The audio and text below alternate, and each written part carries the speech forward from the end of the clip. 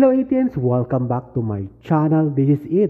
Today na ang simula, first day ng concert, finale concert ng SB19 pagtatag concert sa Pilipinas.